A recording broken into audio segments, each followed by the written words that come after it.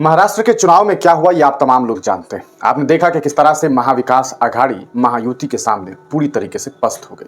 चुनाव में बुरी तरीके से हार मिलने के बाद जब महाविकास आघाड़ी के अलग अलग दल को चाहिए था कि बैठकर बैठकी करके ये जानने की कोशिश करते कि आखिरकार वो लोग चुनाव क्यों हारे, क्या वजह है कि उनके सामने वाली जो ताकत है वो इतनी आगे है कि ये तमाम लोग मिल करके इतनी सारी बातें और इतनी सारी मेहनतों के बावजूद चुनाव हार गए। लेकिन ये लोग ऐसा नहीं कर रहे हैं, आपस में ही लड़ रहे हैं। मैंने शुरुआती वक्त से ही आप लोगों से एक बात कही है कि देश का जो विपक्ष है वो वाकईतन इतना कमजोर है कि सामने वाले पार्टी को ज्यादा मेहनत करने की जरूरत ही नहीं पड़ती। वो थोड़ी बहुत जो है वो बातें करता है और सामने से दो चार हिंदू मुस्लिम वाली बातें और उनका काम चल जाता है। महाविकास आघाड़ी के अंदर अगर महाराष्ट्र की बात करेंगे तो कई दल थे, जिसमें मुख्यतः तौर पर कांग्रेस, उसके अलावा उद्धव बाल ठाकरे की पार्टी शिवसेना, उनके अलावा शरद पवार जी और साथ ही साथ समाजवादी पार्टी। ये चार लोग मिलकर के भारतीय जनता पार्टी का जो गठबंधन था, चाहे वो एकनाथ शिंदे रहे हों, अजित पवार रहे हों या फिर देवेंद्र फडणवीस हों, ये तमाम लोग मिलकर के इन चार लोगों के सामने बहुत मजबूती के साथ लड़े और चुनाव बहुत अच्छे तरीके से जीत भी गए। अब ऐसे में चाहिए था कि महाविकास आघाड़ी अपनी हार पर चिंतन करता, तो ये नहीं करके अब एक दूसरे के ऊपर इल्जामात के आरोप जो है वो शुरू कर दिए गए। जो आदित्य ठाकरे साहब ने आज बयान दिया है ये काफी चौंकाने वाला है। इन्होंने समाजवादी पार्टी के ऊपर बड़ा आरोप लगा दिया है और ये बात कही है कि समाजवादी पार्टी जो महाराष्ट्र में जो समाजवादी पार्टी है वो पूरी तरीके से इस बार बीजेपी के लिए काम कर रही थी और उसे बीजेपी की बी टीम बताती। जो समाजवादी पार्टी चुनाव के दरमियान असदुद्दीन ओवैसी की पार्टी एआईएमआईएम को खुले तौर पर जो है वो कहा सकता है बीजेपी की बी टीम बता रहा था, अब हद ये देखिए कि उसी गठबंधन के लोग उसी समाजवादी पार्टी को बीजेपी की बी टीम बता रहे हैं।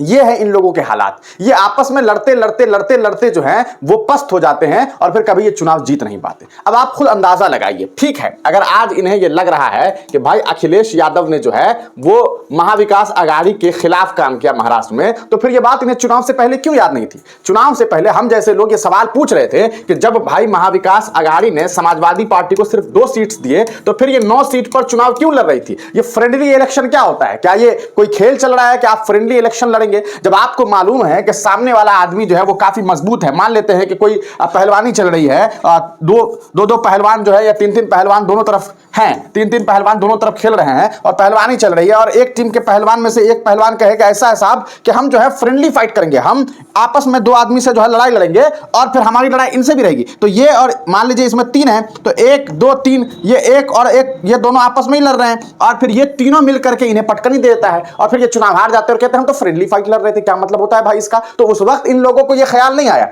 और अब ये मामला सामने तब आया जब शिवसेना ग्रुप के यानी कि जो उद्धव बाल ठाकरे के एमएलसी हैं उन जनाब ने 6 दिसंबर को क्या किया, एक पोस्ट किया अपने ट्विटर हैंडल पर जिसमें इन्होंने एक तस्वीर लगाई। एक तस्वीर जो इन्होंने लगाई वो बेसिकली ये कि बाबरी मस्जिद को दिखाया इन्होंने और बाबरी मस्जिद के साथ साथ जो है इन्होंने लिखा कि हमें गर्व है कि 6 दिसंबर 1992 को ये सब कुछ हुआ, यानी कि बाबरी मस्जिद को शहीद कर दी गई। देखिए हम शुरू से जानते हैं कि भाई ये जो परिवार है ये आदित्य ठाकरे हैं जो कि अभी उद्धव ठाकरे के पुत्र हैं। ये इनके दादा कौन थे? बाला साहब ठाकरे कौन थे? प्योर हिंदुत्व की बात करने वाले। अभी जो आजकल के जो छोटे भैया नेता हैं जो हिंदुत्व की बात करें वो तो बहुत छोटे हैं इन लोगों के सामने में।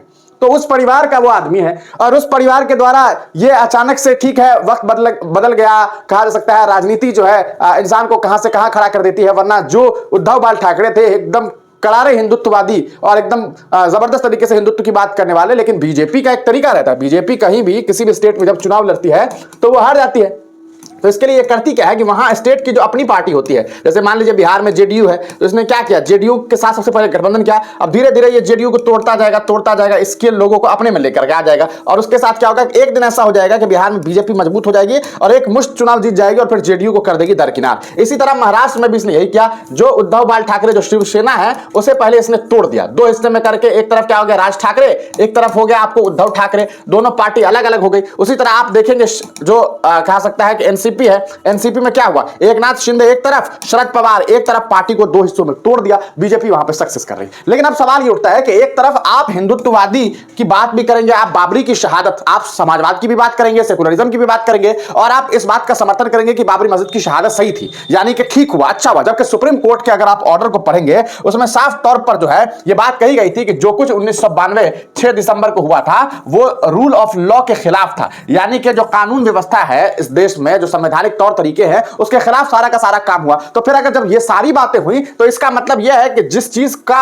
समर्थन इनके पार्टी का नेता कर रहा है वो भी रूल ऑफ लॉ के खिलाफ हुआ। और ऐसे में समाजवादी पार्टी के नेता अबू आसिम आजमी ने वहां कह दिया कि भाई हम जो है महाविकास आघाड़ी से इस मामले में अलग हो रहे हैं, हमारा इनसे कोई लेना देना नहीं है, हम जो है शुद्ध जो है कहा सकता है सेकुलरिज्म की बात करते हैं, समाजवादी की बात करते हैं, और ऐसे में हमारा इनसे नाता नहीं। और अगले दिन अब आदित्य ठाकरे ने जो है बड़ा आरोप समाजवादी पार्टी के ऊपर लगा दिया। तो ये जो तोड़ और जोड़ का जो मामला चल रहा है इन लोगों के बीच, ये लोग आपस में लड़ते रह जाएंगे और फिर भारतीय जनता पार्टी और उनकी विचारधारा की जो पार्टियां हैं वो ऑब्वियस सी बात है कि कामयाब होती रहेगी। देखिए पूरा खेल कैसे शुरू हुआ इसका हम आपको एक ट्वीट के जरिए हम आपको सारी कहानी बताने की कोशिश करते हैं। सब कुछ शुरू कैसे हुआ इसे आप इस तरह समझिए। ये देखिए, ये है मिलिंद नार्वेकर, ये एमएलसी है महाराष्ट्र में। इन्होंने एक पोस्ट किया इस तरह से और वंदनीय शिवसेना जश्न के तौर पर एक तरह से कहा सकता है पेश किया गया। ये देखिए, ये उसी पार्टी के नेता हैं, गालिबन एमएलसी हैं।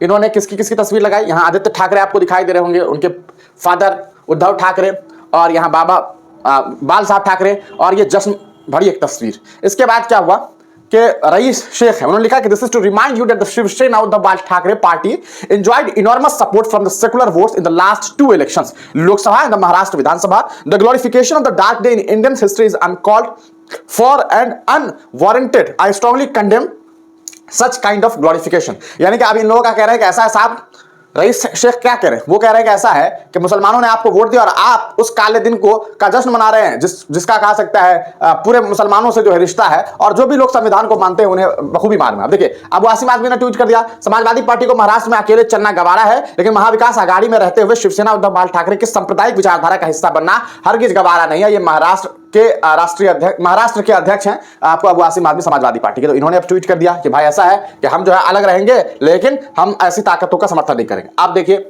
अब उद्धव बाल ठाकरे ने मुंबई में कह दिया है कि I would not like to comment much on them, Akhilesh Yadav is fighting his fight but the SP here. यानी उनका कहना है कि अखिलेश यादव अपनी लड़ाई लड़ रहे हैं, लेकिन समाजवादी पार्टी हियर यानी कि महाराष्ट्र यूनिट जो है sometimes behaves like the B team of BJP. Our Hindutva is clear, our Hindutva is about हृदय में राम और हाथ को काम, और Hindutva is about taking everyone together. तो ये बात इन्होंने कही है, लेकिन ये कैसे राम को आप ला रहे हैं और किस हिंदुत्व की बात कर रहे हैं जिसमें आप इस चीज का जश्न मना रहे हैं कि बाबरी मस्जिद की शहादत सही है। अब आपको क्या लगता है कि क्या ये लोग कभी मिलजुल करके लड़ सकते हैं? असल में इन लोगों को सत्ता में आने की जरूरत है। अगर इस बार भी थोड़े सीट्स इन्हें अच्छे मिल जाते और बीजेपी थोड़ा पीछे रह जाती तो मुमकिन है ये लोग उधर ही चले जाते। और ऐसी अफवाह भी फैली थी, लेकिन खैर उन्हें जरूरत नहीं पड़ी इसलिए जा नहीं सके। वरना जो हालात हैं इन लोगों के आजकल, जिस तरह से पार्टियां टूटी हुई बिखड़ी हुई है, कब कौन किसके घर चला जाए इसका कोई ठिकाना नहीं होता है। आप इस पूरे प्रकरण को किस तरह से सोचते हैं अपनी राय कमेंट सेक्शन में जरूर दीजिएगा। कि आप भी अबू आसिम आजमी साहब कहेंगे कि भाई एआईएमआईएम बीजेपी की बी टीम है, हम कैसे हो सकते हैं? अपनी राय जरूर लिखिएगा।